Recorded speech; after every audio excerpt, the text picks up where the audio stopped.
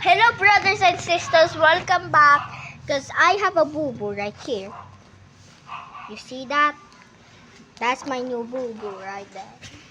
Because this is the story. When I was just playing with my friend Buddy Lance, which is my classmate, and he accidentally pushed... I'm back! He accidentally pushed me because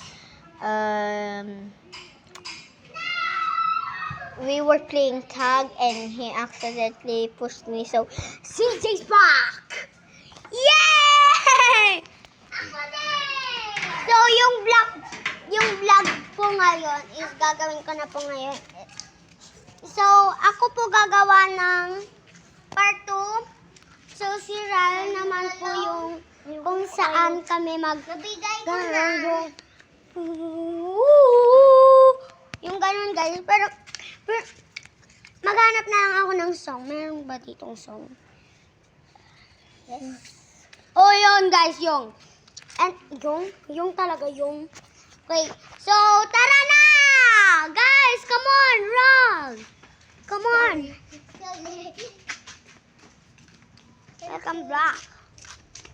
Oh, sorry. I'm sorry. This is Zian, is my pamangkin. Kapatid!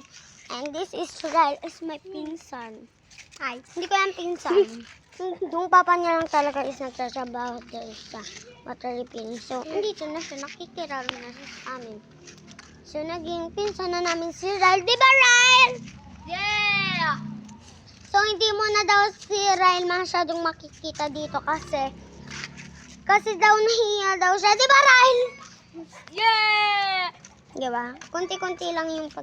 Okay, Ral, simulan na natin ang ating part 2.